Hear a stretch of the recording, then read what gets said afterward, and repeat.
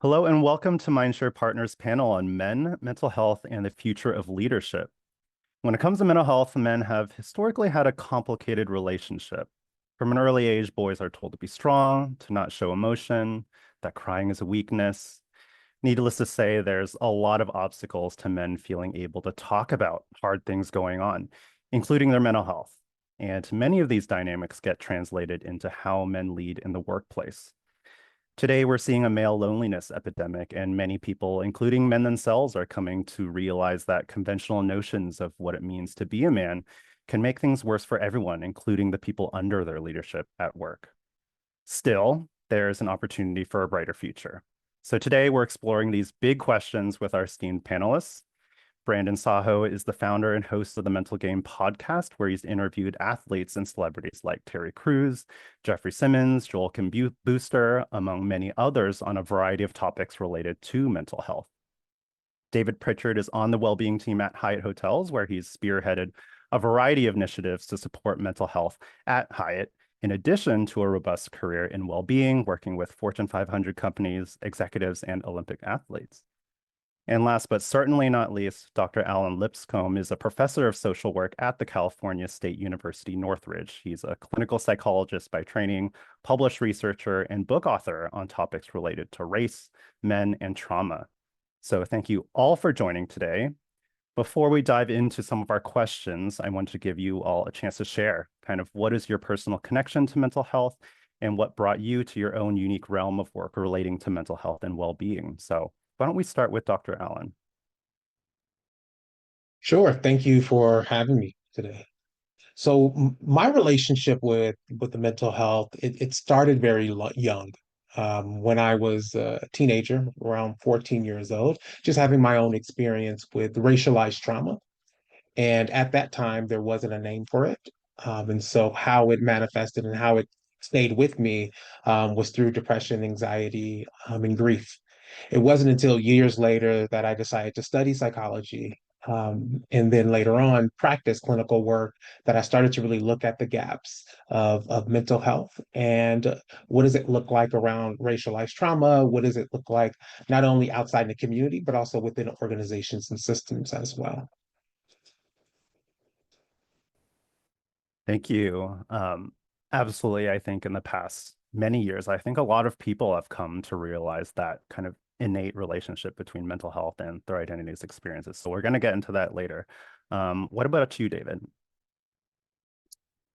Yeah, again, with Dr. Allen's timing, I think mine was probably much as a child growing up, and I was the youngest of 9 children being raised by a single mom in LA, and I would not have traded any of it for anything. I lived in an incredible, diverse neighborhood full of many cultures, but at the same time, I had a front row seat to watching trauma and watching um, people suffering with mental health and having to work every single day and take care of their families. And underneath was this burden of stress. I unfortunately saw my mom go through it, and later in her life, unfortunately, suffer from a lot of heart issues and things like that. But she took care of us, and she did it with a very strong exterior. She didn't let anyone see that below all of that, she was struggling and really battling stress and anxiety to take care of her family. So through that, it really became a passion of mine to put the light on this and to make sure that that doesn't have to happen and we can be more open and vulnerable to talk about it. Thank you. Maybe childhood is going to be a theme for many. So why don't we go to Brandon? Well, I can make it the trifecta because just like you two said, yeah, it started for me at 14, freshman in high school, had no idea what mental health was, didn't know what anxiety was, but I had my first suicidal thought after a football game, getting made fun of. I was in the first generation of cell phones in 2007. And so, yeah, I had a picture get sent around at a game. And that kind of changed my life forever. Didn't really understand what that bullying would do to me and what those feelings of being alone, what that would make me feel like. But yeah, shoot, I mean, 14, the first time I thought about taking my own life. Thankfully, for now, the last time was 3 years ago. There's a lot that went in between there that we can talk about during this conversation. But just that feeling of having to keep it down because men, if you show your emotions or you show your feelings, you're weak. But vulnerability is a strength. And I think that's why, I'm so excited to talk with all three of you and have this conversation, because men need to have and hear all of this together. Absolutely. And I think as much as many of us connect with this issue in the challenging way, I think as we'll get to each of our work momentarily, we'll see how a lot of this can be transformative for the positive. So we're really seeing how our journeys can intersect with mental health, our identities, experiences along the way. So with that, let's dive into the work each of you are doing at these intersections. So back to you, Brandon. In the Mental Game podcast, you interview a variety of athletes, musicians, celebrities to break that stigma, as you said, around mental health. So have you seen those stories of mental health and stigma show up in those stories of the men you've interviewed? Well, when I started in sports as a reporter 10 years ago, I didn't know that they talked about it at all, because they didn't. There might have been a team psychiatrist or a mental health coach that certain players had in the offseason, but it wasn't talked about in the locker rooms on game day, where it has completely changed now, where every NFL, Major League Baseball team, NBA team, every professional sports, college sports, even getting into high school now, they have their mental performance coach or they have team psychiatrists. It's completely changed. And I think the thing that I really enjoy about the conversations we're able to have on the podcast and at live events is that, they get asked about how many yards, they ran for, how many touchdowns they scored, or how many home runs they hit in every other interview. This is about being vulnerable and sharing your story, because the more that we talk, the more lives that we can save. And I think in sports and with men, I mentioned it before, you are taught to be that tough guy. And, rapper Kevin Gates is probably one of my favorite guests I've had on, because he has a quote, talking about how, you're taught to be, a tough guy if you're not vulnerable, but that vulnerability is a strength. Like that, if you put his picture, a 6'4" rapper with teardrop tattoos, next to the dictionary, definition of tough guy, he would be it. And he's okay sitting here crying with me on this set behind me and talking about his feelings. I think I share that quote and stories like that as much as I can through our platforms, just because I needed to hear that when I was a kid. And we can make fun of maybe the younger generation that they're on their phone doing TikTok dances, being on Snapchat too much, which I agree. We had to talk about social media too. But I get the chance to tour the country and have these conversations in person every week. And those kids in middle and high school are talking about mental health way better than most of us adults. And so I think that's really encouraging when it comes to men's mental health and young men's mental health, is that they're okay with talking about it. Finally, we're coming around on it. Obviously, we were having this conversation today, but yeah, the mental game was because I created that because I struggled myself. I was at a rock bottom 3 years ago and didn't want to live anymore, was battling alcoholism, suicidal thoughts, thankfully, seek that life-saving treatment and went to a mental health facility for 2 weeks and started therapy and medication. And 3 years later, I don't even recognize that person that I used to be. But what I found out, and hearing our first stories that everyone answered with, most people that work in mental health or advocate for mental health, it's personal to them, and that's why they care about it so much. And so again, that's why I'm so excited for this conversation. Yeah, I think even in our intros, we're quickly finding that some of these personal experiences in the best way translate to a lot of the work we're doing. And even Dr. Allen, you kind of have direct experience working even with kids and adults. So you kind of have a breadth of experience, professor, clinician, social worker, and in this intersection with diversity, equity, inclusion. So you also have this unique lens on trauma and grief and loss. So have you seen some of those themes we've been talking about so far show up in the research and stories you've come across? Absolutely. So yes, as you just laid out, my work is very unique in that I'm not just an instructor professor, but I'm also a practitioner. And so I provide clinical services, whether that is coaching, whether that's individual, family, or group psychotherapy, to really look at the trauma and loss experiences. I think we understand trauma as it relates to what happens in the community and in the environment. We don't often talk about trauma that happens within systems like organizations and agencies. And so, what I'm finding at the intersections of the work that I do is that while loss and trauma is happening to people in their lived and living experiences, it is also happening within systems more so today. If we take 2020 as a marker, folks are still wounded. right? By the pandemic, by all the racial reckoning. And so folks aren't well. And if we recognize when we think about trauma, something gets taken away, right? For each trauma somebody experiences, there's a loss experience. And that's a lot of my work that I look at. But how do we give that back? And that's part of healing and recovery. But folks can only heal so much as the trauma is no longer happening to them. So if it's continuing to happen, then folks can't fully heal. So I talk about like healing enough to continue to maintain wellness. Specifically for men and men of color. A lot of my work looks at the intersection of men who are marginalized and oppressed in different systems and settings. And so, how do we heal them enough so that there is recognition of their lived and living experiences, but also they are not succumbing to that. They are not allowing that to keep them down, but recognizing that these are external factors and not internalize those in their day-to-day walk. Yeah, I like your comment on being healed enough because I feel like in this day and age, there's never enough time to quite heal enough until something else happens. And we end up taking all of these things into the workplace, as you're talking about. They get translated into systems and institutions. So, kind of on that note, we'll talk about one specific institution, David. We're fortunate to have you as one of MindShare's clients. So, as we've discussed, storytelling, stigma, these personal experiences, and being healed enough get translated into institutions. And I think we've seen storytelling is a really powerful tool to influence broad social change. So can you tell us more about the storytelling work that Hyatt is doing around mental health, how you've seen the power of storytelling when it comes to men's mental health kind of influence change in narratives? Right. Yeah. Thank you for that question. Um, being in the well-being industry for over 20 years, like Brandon was saying earlier about, professional teams having all of the tools that they could have for their athletes to be their best.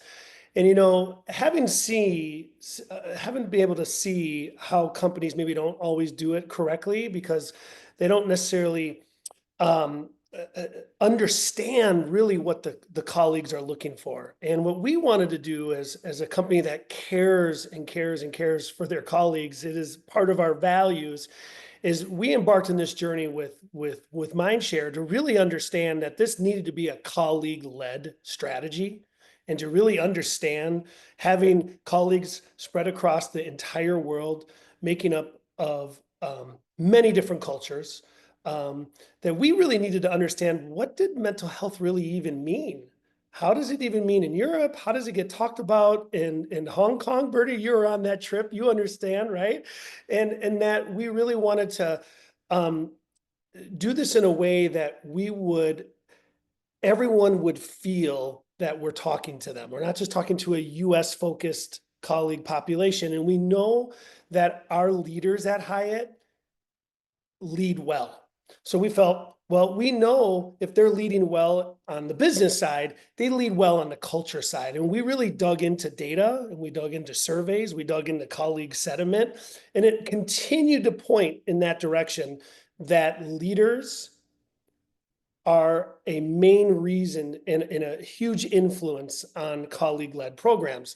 So we said to ourselves, well, let's start from the top. Let's talk about mental health and let's have our leadership be the first to do it.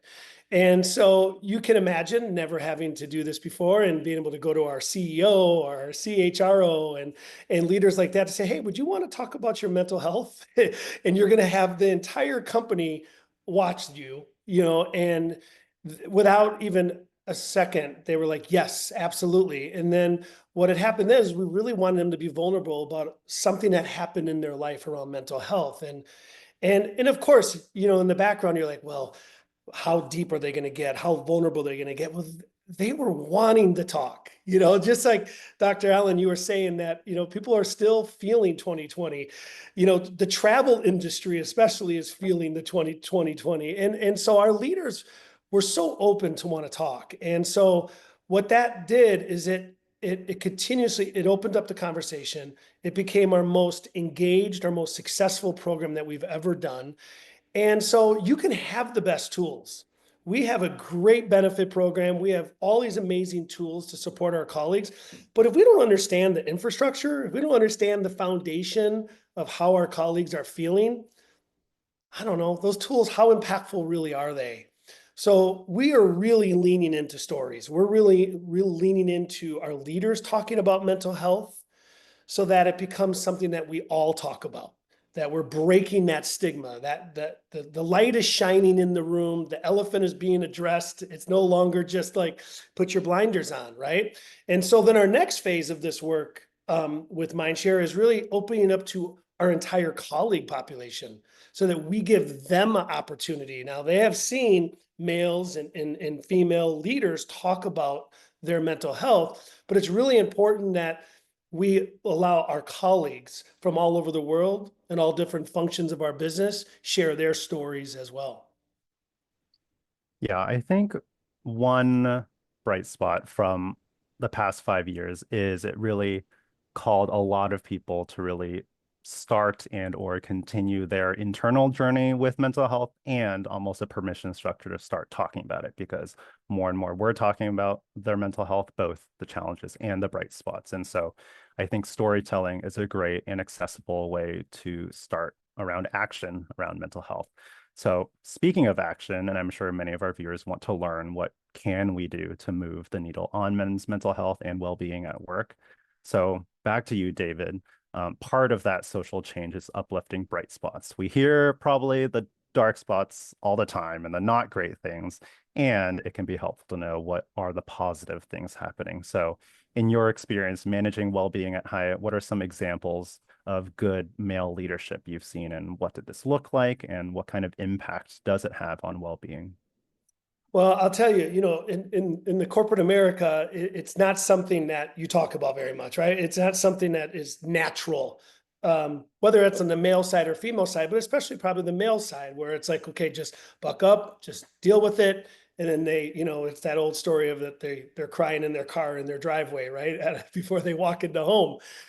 And so what we have really seen at Hyatt is just this ability for our male leaders to be vulnerable, to talk about it. And what we have seen now is the colleague sentiment that we have seen as part of these stories is really reaching far, far across the world to especially places that we really want to connect with, especially our colleagues in ASPAC, where we know that is an area that, typical male leaders don't really necessarily talk about mental health.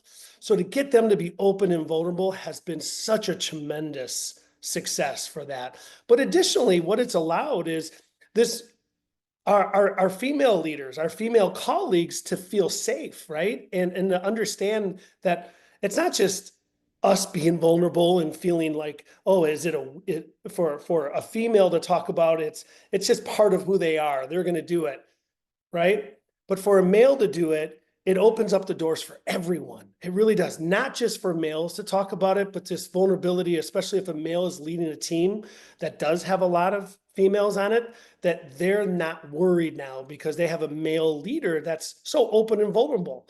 So we really have leaned into not only understanding that our leaders are incredible when it comes to leading their teams, but being able to say it's more than that, right? We had a leader just share a story about he thought leadership was buying donuts, right? He would buy donuts for his team on big launches. And he's like, listen, I'm not against donuts. I love donuts. But what I really thought, it was like, that was it. That was really it, but what I found as I started to notice how my team really maybe wasn't connected and bonded, it was about conversation. It was about community. It was about connection. So I found that the donuts really allowed conversation to happen. And so it was just his way of trying to kind of slowly transcend into this world where he wasn't comfortable doing. He's a 35-year veteran in corporate America, but he knew he needed to do something different. And it was all about conversation. It was all about feeling safe. And it's exactly what happened. I love you bring up donuts, because I'm definitely on that tour of Hyatt properties. I saw people running around with donuts, and it's never just about them. It's about, Right. those opportunities for connection.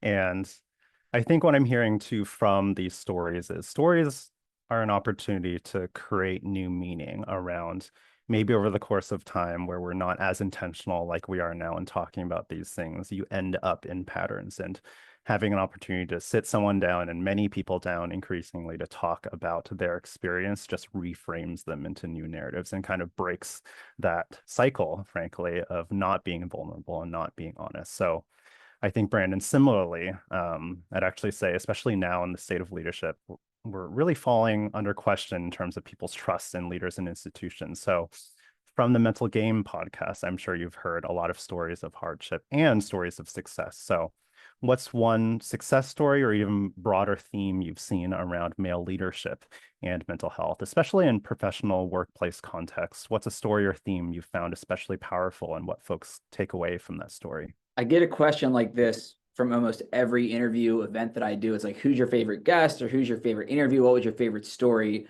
And kind of what David was just saying about like vulnerability and telling those stories.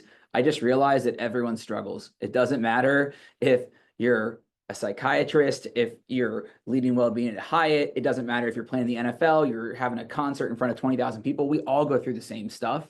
And that's been the thing that has really stuck out to me. I know that's a cop-out answer to not give you one specific one. But I mean, like probably one of the bigger stories was Terry Crews. It was the first time that he had talked about being suicidal ever. And he trusted me with that story 2 years ago. And the fact that he felt okay being open about it. He mentioned a story which just kind of connects with corporate America. He was doing a partnership with Old Spice. He was the Old Spice guy for like 5-10 years. And his addiction news came out. And he finally opened up on Facebook about struggling with addiction. And he was nervous. He didn't know if Procter & Gamble was going to drop him as a spokesman or what anyone was going to say. Everyone was bashing him for it online, and they kept him. And he said that spoke volumes about how much they cared about him, the person. And so I think that's really valuable. I know that's an extreme example with a movie celebrity, but I think what David was saying, like the fact that you can tell those stories and feel that relatability, when I get the chance to work, in corporate settings, especially in like these peer-to-peer manager rooms where it might be a company's, C-suite team of maybe 30, 40, 50 people at that office, I find that we always give a chance to ask questions at the end. And when you're at high schools or you're at colleges or conferences, they're asking everything that we're asking right now. But when you're in a corporate setting, it turns into those stories that we were just talking about. I have heard, managers, CEOs tell their whole life story in front of their highest level managers, and they've never said it before to anyone else. And I think it just shows that connectivity, that trust, and realizing that I tell athletes this all the time, the more vulnerable you are together, you don't have to be, but the more vulnerable you are and the more you build up this brotherhood or mental health unity, the better you're going to perform on the field, at work, in life. Like if you just feel better connected emotionally, it connects. I'm sure Dr. Lipscomb, you can connect with this too. It's like your mental and physical health, obviously super related, but if you have that going, it helps so much. So yeah, I've seen it across the board from celebrities to C-suite execs to, college coaches, athletes. It definitely does stand out to me. Yeah, and I like the piece on vulnerability because vulnerability it can mean a lot of different things to people. And they're like, oh, I don't want to be vulnerable. But vulnerability really is just breaking out of expectations, especially if they're really confining, especially over the years when you're not intentionally kind of breaking these cycles of expectation, especially when they become somewhat unhealthy. And I love that example of Terry Crews because he was vulnerable. He broke those narratives by just being honest, frankly. And it really allows the opportunity of not just telling your story, but also you receiving the story. You also have an opportunity to break that cycle by how you receive that person. And so that kind of ties into kind of my last question around what it means to be a good male leader and really defining that. So Dr. Allen, part of being a good leader is really advocating for others. How can male leaders be good allies and advocates for mental health in a new kind of national climate that feels really uncertain, especially in the business world? Yeah, recognizing that each individual has a unique experience. And when we don't assume that everyone is alike and everyone has the same obstacles or stressors, if we just start from that place, it allows for a level of curiosity, right? And when we think about curiosity is a genuine inquiry into the perspective and experience of somebody else. This allows folks, specifically leaders and male leaders, to lead with a level of cultural responsiveness and cultural humility. You don't have to know it all, right? But you do have to recognize that I don't know it all. So how do I position myself in a leadership role to be open to people's experiences? And when we do this, folks feel a level of trust. They feel a level of psychological safety, right? And they feel valued and respected. When leaders are interested in who they are, not just their ability to do a task or an assignment or project, but their perspective, their lens, right? Our worldview is our work view. Gone are the days where we can separate ourselves from who we are and our experiences. I think the other thing that leaders can do, specifically male leaders, is they can show up with a level of transparency, just like what David and Brandon was touching on around that vulnerability piece. Transparency goes a long way. It allows folks to see them as human, as someone who has flaws, and we're moving away from this perfectionist kind of ideology that everyone has to be perfect and there's no room for learning and making mistakes. So fallibility becomes important for male leaders to model that. In addition, authenticity, right? Folks can believe what people are saying if they see a level of authenticity and truthfulness in how they're showing up, and also consistency. Trust comes from the consistency on how one shows up on behalf of the folks that they are leading, on behalf of the folks that they are working alongside with. Again, this is how folks feel a sense of belonging. This is how we retain folks within organizations and systems because they are able to trust, they are able to get a little flavor of who people are, and when in turn they can then open up themselves. And so those are some things that male leaders specifically can do. Amazing. What I'm hearing is good leadership is curiosity, transparency, authenticity, and showing up where I think as I reflect on what comes to mind of what's not good male leadership is the lack of those things. And so all of these kind of culminate into really about allyship, about being a good leader is being an ally, about stewardship, about service, showing up for others, as you said. So with that, David, Dr. Allen, Brandon, thank you all for showing up. We're going to include links to all of our esteemed panelists and their work in the description section of this video. Thank you again so much for sharing your stories, your work, your wisdom, and thank you all viewers for watching.